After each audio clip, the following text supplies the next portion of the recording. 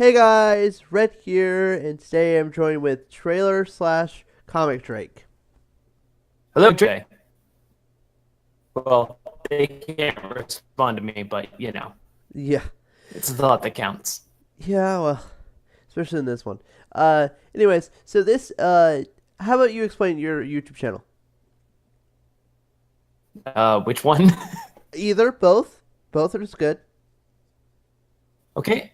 Well, in channel Comic Drake, I talk about comic books. My name is Drake, as the name implies. I go from a newcomer's perspective. I try to explain various things in comic books just in a comprehensive way that both veterans and newcomers can understand. One, content is approachable for people who've never picked up a comic book in their life, but I also don't want to bore anybody who has been reading these books for a long time. So I try to make sure that it's comprehensive, and that way, and then my other channel, Trailer Drake, I do not know what's going on with that. I wish I knew what direction I was taking with it, but I'm pretty sure it's a pillar variety, and those kinds of things. People want to hear me talk for some reason, so I give them my voice.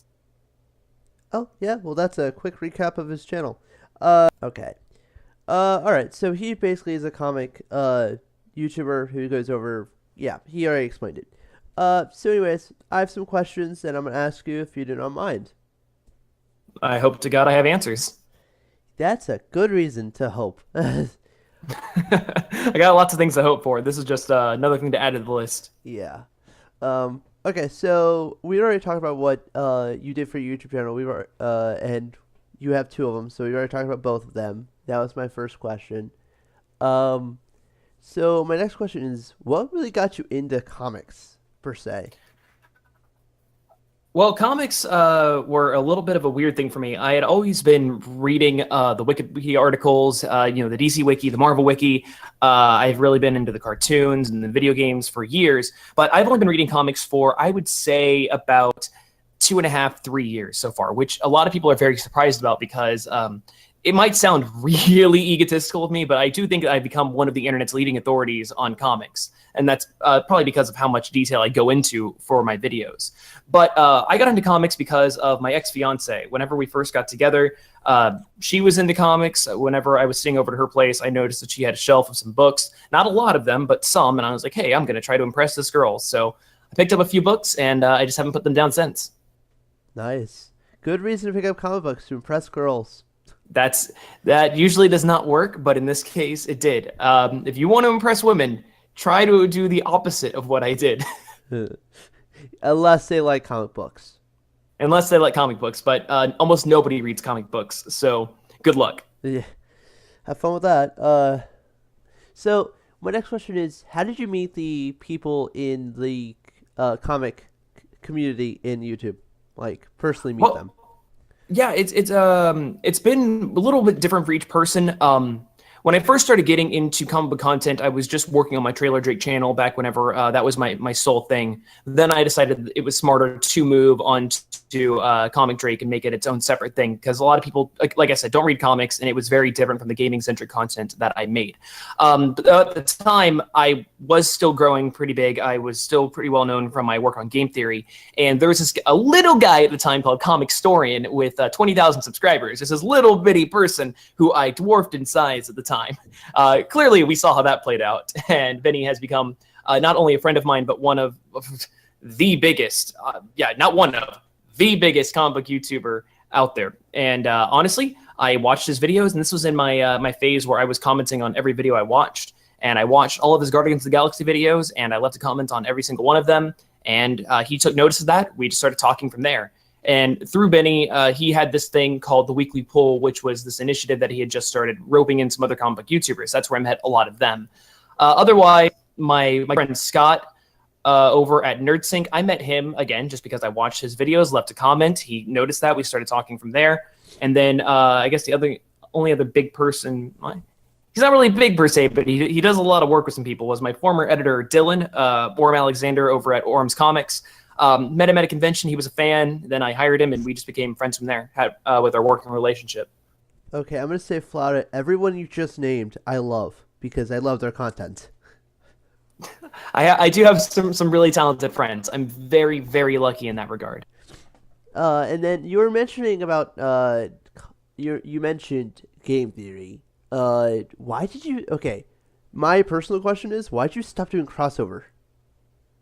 Crossover stopped because there just wasn't really a whole lot of interest in it, which is really weird. I was really enjoying the show, but it just wasn't going in a direction that my assistant Kenny and I were both interested in moving with.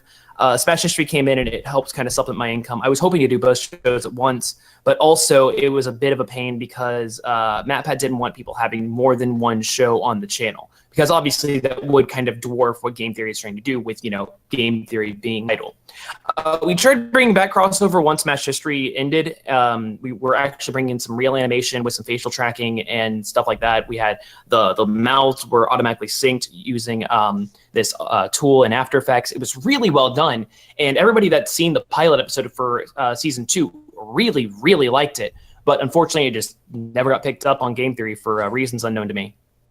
I honestly love crossover. That's why I mentioned it, and that's how I learned about your channel was through game theory. And then I learned about like other people, and then I learned, oh, you guys are friends. Wait, say what?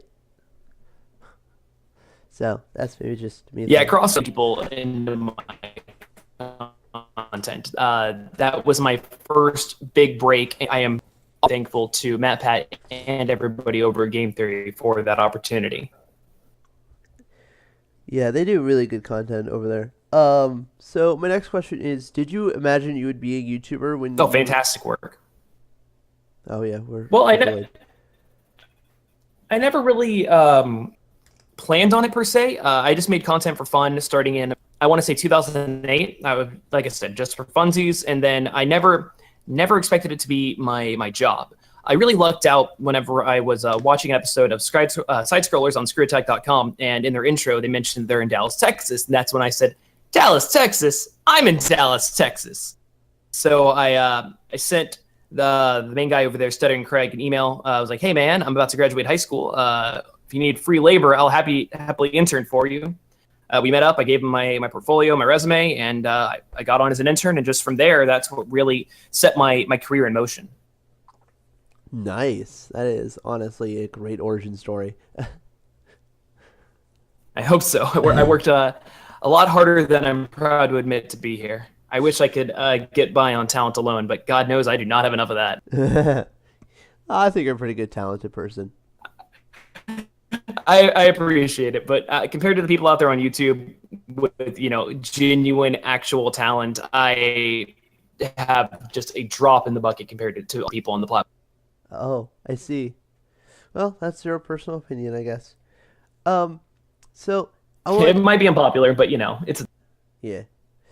Okay, so my next question was kind of just a given because we're talking about comics. Besides just DC and Marvel, what else do you like?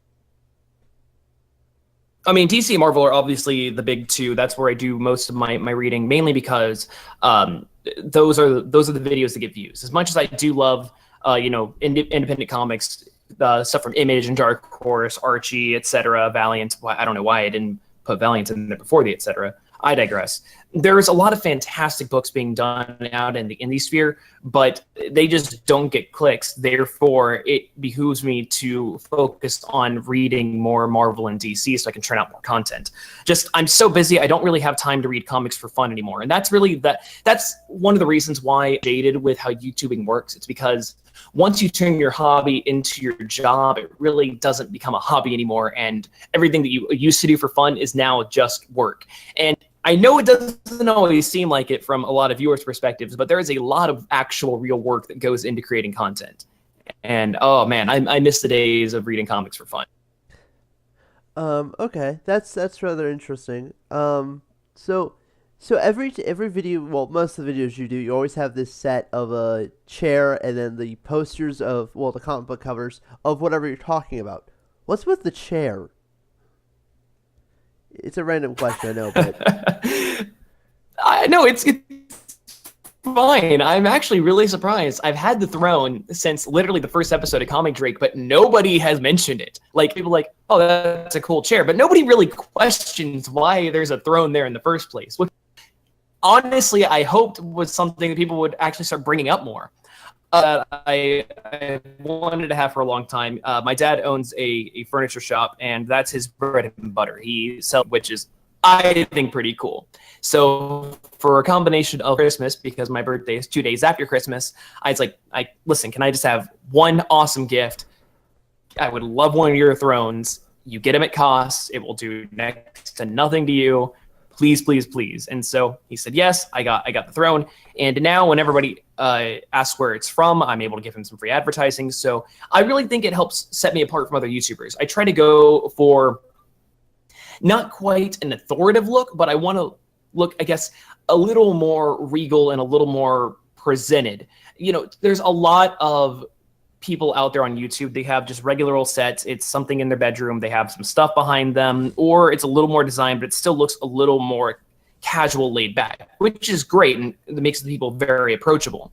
But for me, I want to give more of a show, more of a presentation, and I definitely want to have that's different from other YouTubers. That's why in a lot of my videos, I wear button-ups, ties, bow ties, anything I can do to try to give that a more class. That's just the vibe I want to give and the style I want to set for the channel.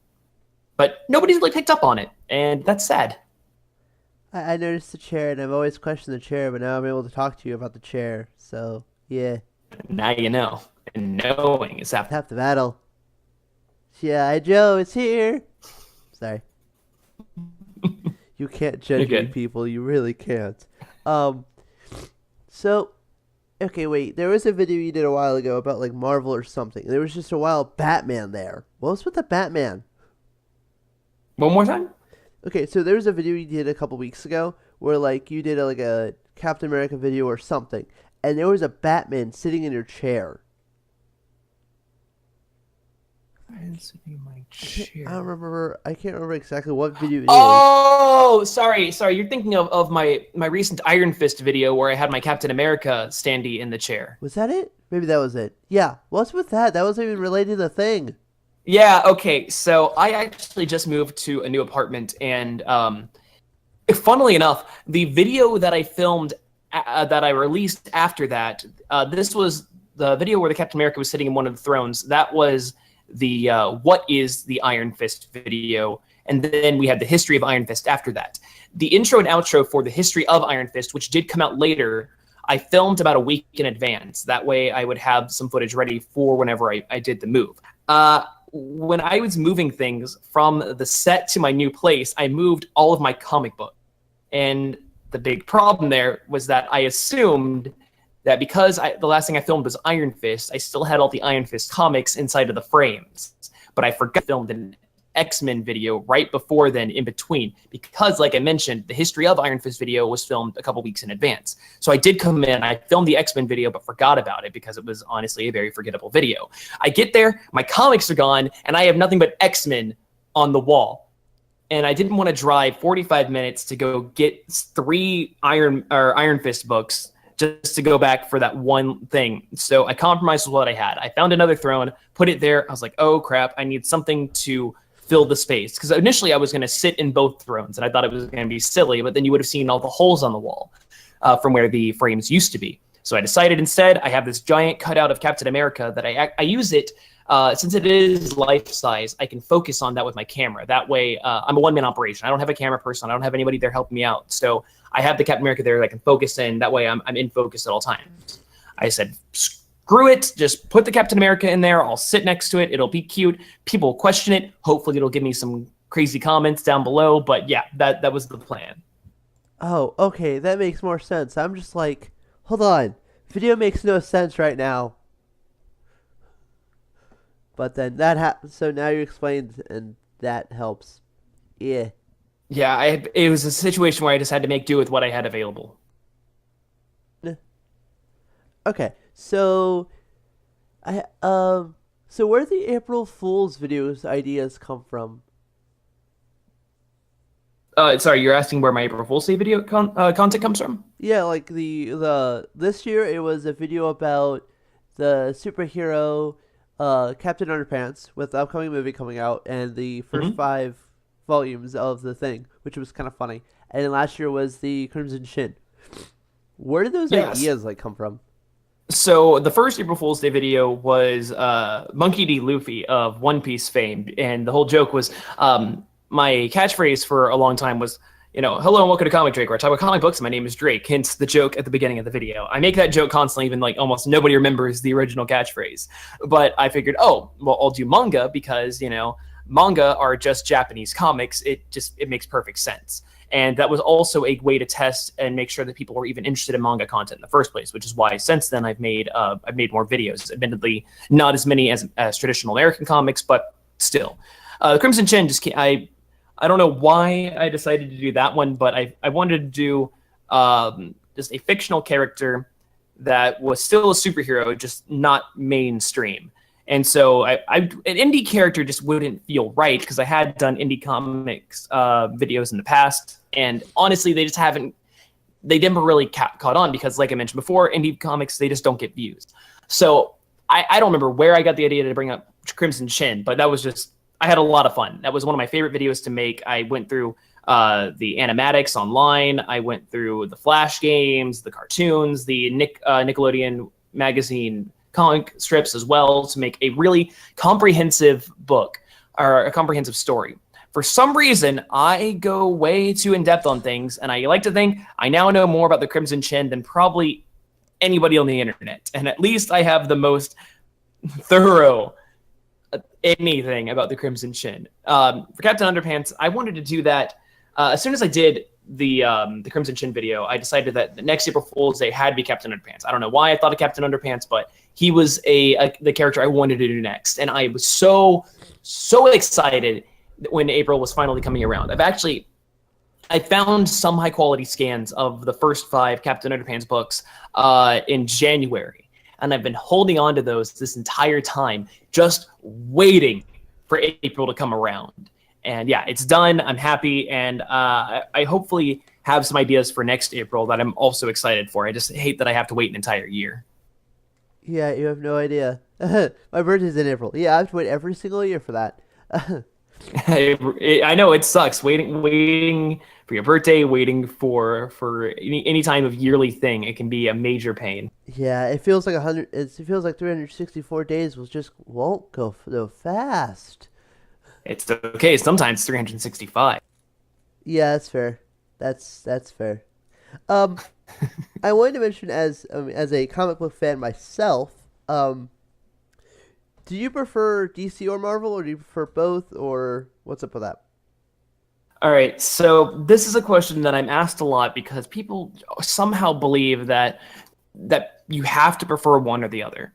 Marvel and DC are equals, but for different reasons. DC focuses on telling stories about gods living among men, and Marvel focuses on men trying to be gods.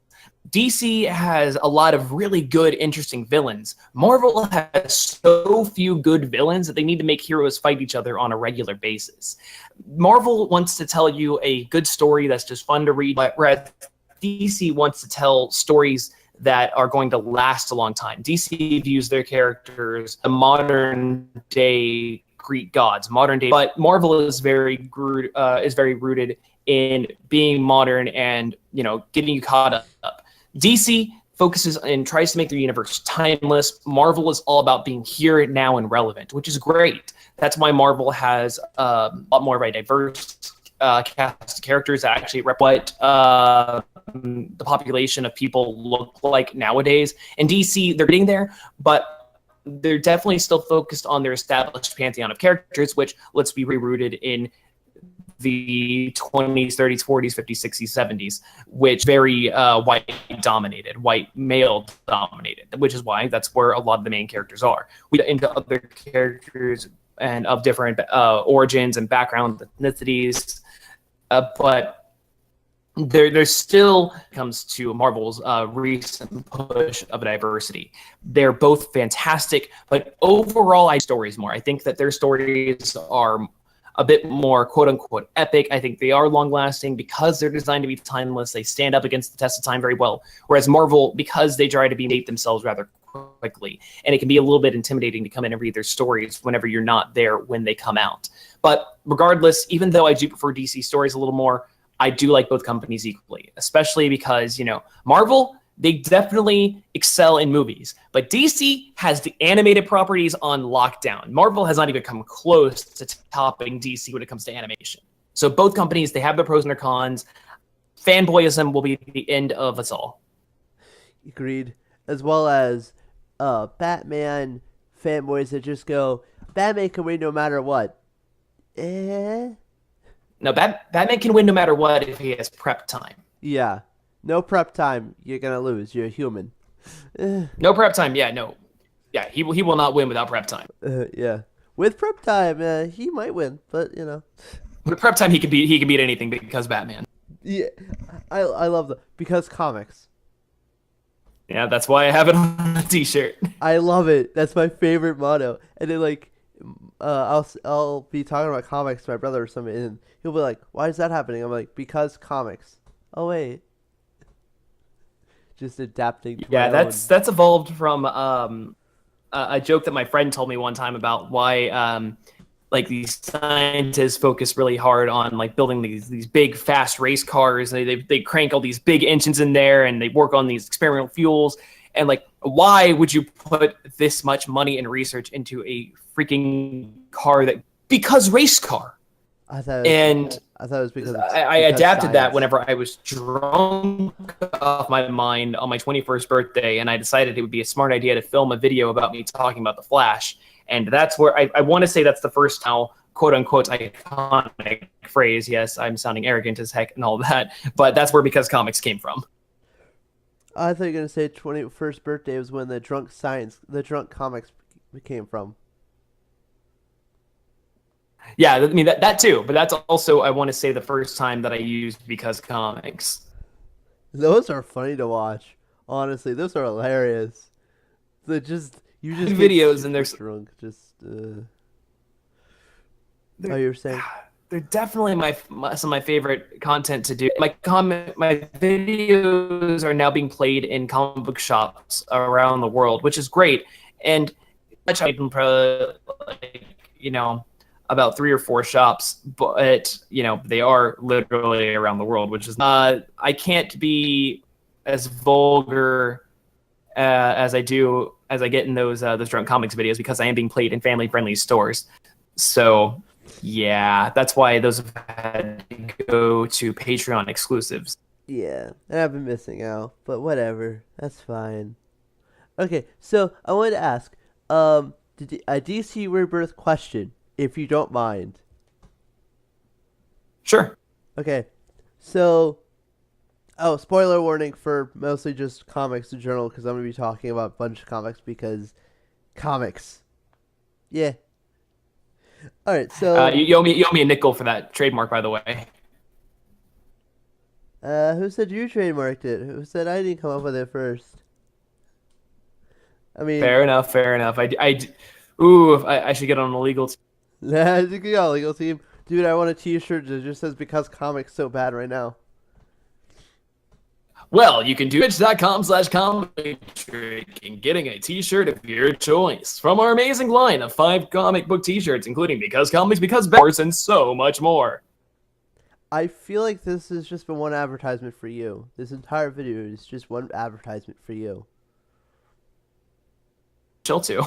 I never said you couldn't advertise yourself. I just...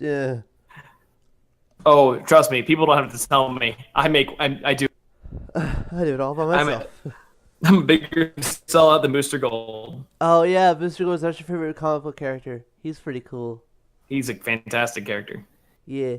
Although, I really wanted them to do him in Legends. That would be so cool. They have it all set up. They need it to happen. Yeah. But sorry, you were asking about Rebirth. I'm sorry to get sidetracked there with my product placements. It's fine. I'm talking to one of my favorite YouTubers. I don't care what I do. All right. Oh, hush. No, I don't want to. So DC Rebirth and then New 52, are they in 2 different universes, or are they in the same universe 2 different times?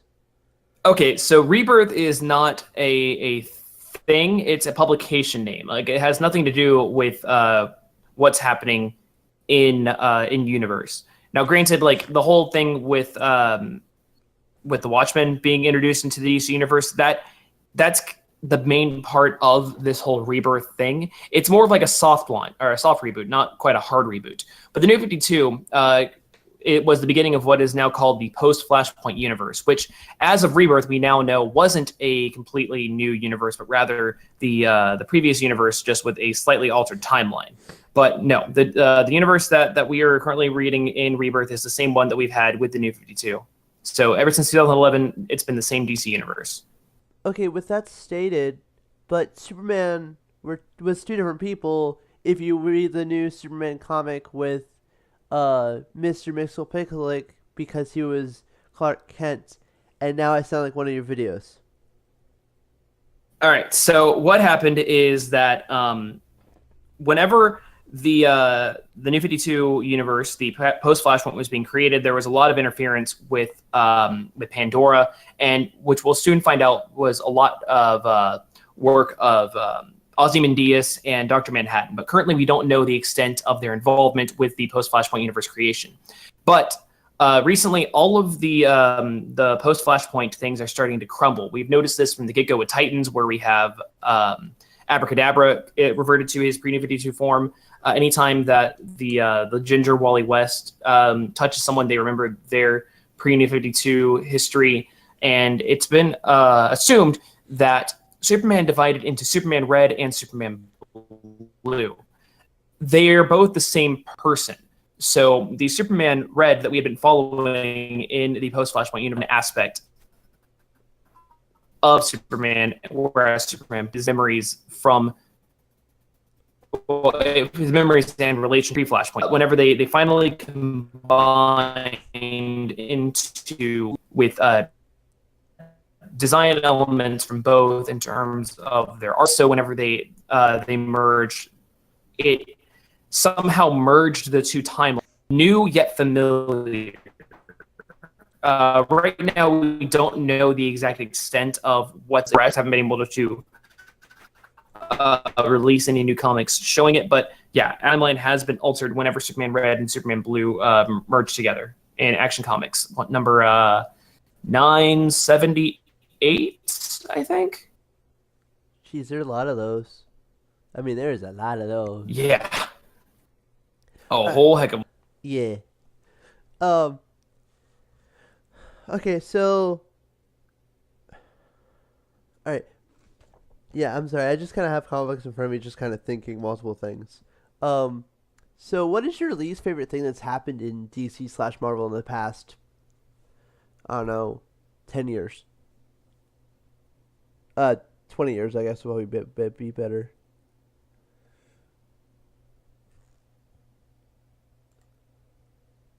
I'm sorry, can you do that one more time? Oh, I said, what's your least favorite thing that's happened in Marvel/DC in the last 20 years? Well, I don't really know a whole lot because, like I said, I have been reading for about 2.5, 3 years. I mean, obviously, I have to go with the usual blunders. You have One More Day when Peter sold, or Spider-Man. I shouldn't just assume people know what I'm talking about. When Spider-Man sold his marriage to Mary Jane to a devil, that was ridiculous. And then we also have the Spider-Man Siege story, or Spider-Man Reign storyline, which was alternate universe, but that's when Spider-Man killed Mary Jane with his radioactive semen. Yeah, and because there's a lot of crazy weird things that have happened in both DC and Marvel, but I feel like the early 2000s or mid 2000s Marvel blunders are probably the most noteworthy over the past 20 years. Okay, so you had mentioned in one of your videos a while ago how you don't like Deadpool because he's out of the world crazy, like, oh, poof, and that happens, and poof, and that happens, and poof, you know what I mean? Do not get me started on Deadpool. But Chimichangas. Oh my god, it's one of the stupidest things. Okay, this might actually harm your feelings right now, but I'm a huge fan of Deadpool. Because of the same It's reason, okay. Because of the same most reason people you are. dislike him. Because the reason you dislike him is the reason I like him. I'm like, oh, okay, that's fine. Yeah, but you're also significantly younger than me, and Deadpool definitely does cater to a younger audience, and especially the sense of humor of younger people. That's why a lot of shows on Cartoon Network are also starting to go towards just random humor with next to no actual comedic timing or substance. It's mainly just trying to bank off that humor that's become so popular. And that's also why a lot of Let's Players are popular right now, because their humor is just LOL, silly random memes. And yeah, it's not quite, but Deadpool is current interpretation is just a byproduct of the way society is at the time. And it's just not one that I'm a big fan of. I'm a huge comedy fan. I love crude comedy. You know, some of my favorite comedians are Mitch Hedberg, George Carlin, Louis C.K., Aziz Ansari, Mike Birbiglia, like a lot of people who have delved into more crude humor. But okay, humor nowadays for a lot of things. Like I said, it's not just Deadpool. Deadpool's definitely a part of it. It lacks the nuance and the timing and just the wittiness of a lot of comedy that I'm a fan of. I totally gravitate towards the character and that style of humor. I don't have a problem with anybody liking the character, but it's just a case of different strokes for different folks. Oh, okay. Well, have you seen the new Deadpool movie then? Unfortunately. Oh, so you don't like it then? It was a solid 5 out of 10 for me. Wow. It had lots of chuckles, but there was only one thing that actually made me laugh out loud, and that would be the Zamboni scene. The problem with it was actually really, really good whenever it was Ryan Reynolds just being Wade Wilson. But as soon as he got the power, he put on the costume, that's whenever the LOL silly humor started coming in. I think that had we focused more on Wade before, because his bitter, dry sense of humor, I think worked pretty well. There were some of the Deadpool isms in it, but his as soon as he had an excuse, I'm so nutty, then that's for me when the movie started to drop off. Again, loved everything when it was just Wade Wilson being.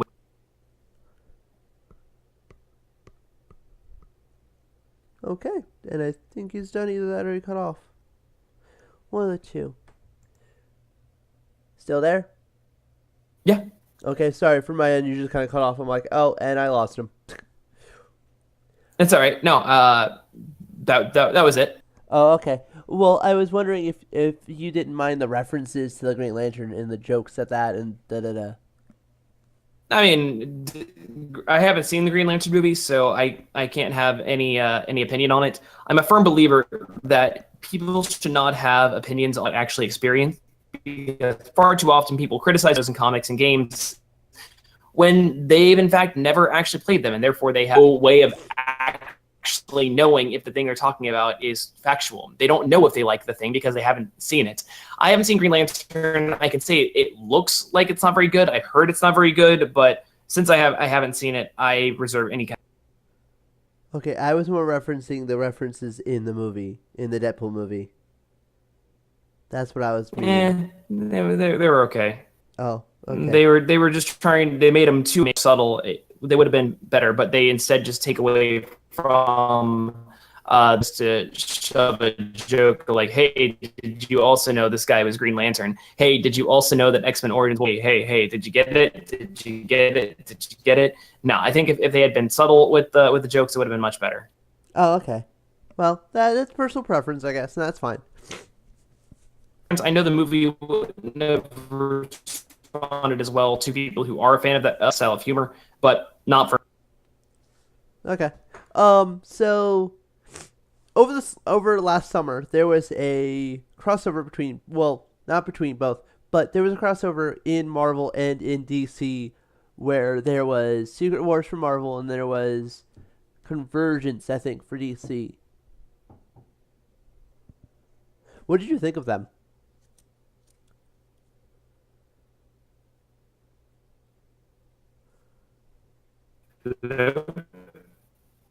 Hello? You there? Hello? Can you hear me? Yeah, can you hear me? Yes, can you hear me? You can? Yes, can you hear me? Yeah, I can hear you. Okay, so my question is, did you like Convergence? Did you like Secret Wars? Thoughts? Wasn't really a huge fan of Secret Wars. I read it to completion. That just Hickman's not for me. Convergence, I stopped reading a few issues in. The thing about Convergence, the main story wasn't really gripping me, but I really liked all the tie-ins that I read. I thought those were fantastic. But Secret Wars was taking itself way too seriously, and they advertised of the Marvel multiverse, and I thought we were going to have like Marvel's first crisis reboot they desperately need, because their continuity has gotten way too confusing and way too long and way too convoluted, and then it ended up just really not doing much of anything. And then Convergence just just wasn't that good. They were both just big summer events that really didn't go anywhere for me. Oh. Plus, Secret Wars, they kept delaying it. My biggest problem with it, because Secret Wars was happening, they shut every series that was happening to make room for Secret Wars. That's why we got the last days of Miss Marvel, the last days of the Punisher, the last days of Ant-Man. Like, I was really enjoying some books, and that's why, like, for new number ones, that's why Squirrel Girl had to have our second number one this year. Why Spider-Gwen had to have a second number one whenever it only been written. And what's really sorry about that. I didn't mean to grab my mic there. What's really crappy about Spider-Gwen is that the way that story went, number one, just picked up where the last series left off. It was only number one because of Secret Wars and how the company decided to mandate that there needed to be a new number one. That means that anybody picking up Spider-Gwen Volume 2 without having read Volume 1 will be thrown right into the middle of a story that they're not really... And, it's just disguised as a number one to sell more. Yeah. So you had mentioned how you didn't like Deadpool because it's random, but then you like Spider-Pool. I know you made a video about that and correcting it, but like, what? Gwenpool? Yeah. Yeah, Gwenpool is fantastic. That is how you do Deadpool-esque humor without taking it to the extreme. Gwenpool is a character that comes from our world, where Marvel Comics is all fictional. That way, whenever she actually does get transported to the Marvel Universe, she has an actual reason to be breaking the fourth, that everything happening is fictional. She doesn't have all these crazy, silly, random powers. She just goes with what she knows. She's more grounded in that sense. Also, the style of humor, while they do have a bit of allusions to something that Deadpool would do, there's not a joke every single panel, whereas Deadpool tries to cram a joke every single sentence, every single panel, and it's just a numbers game. When you have that much, you're going to have some flops. Gwenpool has a little more spacing between, and the jokes really are able to land a lot more. They feel like they have a lot more substance to them. They have a lot more of a craft to it. And I think that Gwenpool works really well. And that's why I really, really love that in one of the most recent issues of Gwenpool, she actually meets Deadpool. And her team tells her, okay, well, we need to take this guy down. Gwen, use your knowledge of comic books in order to defeat Deadpool. And she says, yeah, that's the problem, guys. I don't read Deadpool. And they're wait, what? And she said, yeah, he's always been a little too LOL memes for me. And that's exactly the point. You can have funny books, you can have funny characters, but Deadpool just cranks everything up to 11, and he's more obnoxious to me than he is entertaining. And I feel so vindicated that Gwenpool, who is the prime example of what Deadpool could be if he was given more love and actual good writing, it's so good to know that this book essentially was written for me. Gwenpool is my kind of humor, my kind of character. It's one of the best unsung books that Marvel has right now. Yeah, I mean, honestly, okay, so question. What's the difference, besides company-wise, between Superboy Prime from 1980s or something and Gwenpool? I mean, they comment is that they both come from quote-unquote art. They're dramatically different characters with very different backstories. I mean, we can even break it down to something as simple as their gender, but they have different personalities, and the way that they're brought into versus lead to very different things. I mean, Superboy has all these insane powers. He's one of the most powerful characters in all of the DC multiverse, not the universe, the multiverse. Gwen is just a regular person with no powers, and that's the charm. Oh, okay, I see. So the difference is the powers. It's not the difference of where they come from. The difference is the powers. Well, I mean, like they're two completely different characters, and they mean different things in their respective universes. The only thing they have in common is they quote unquote come from our world. That's that's where I was referencing, not the gender and everything. I was more referencing that they came from our world, quote unquote. Yeah, but I mean, like they function very differently in the various universes. Yeah, that's fair. Um, all right. I'm pretty much done on shit about either one, I believe. So I think that's all done for the interview, and well, I guess that's it. Fantastic. Thank you for having me. All right, guys. I'll see you guys later. Goodbye. Have a good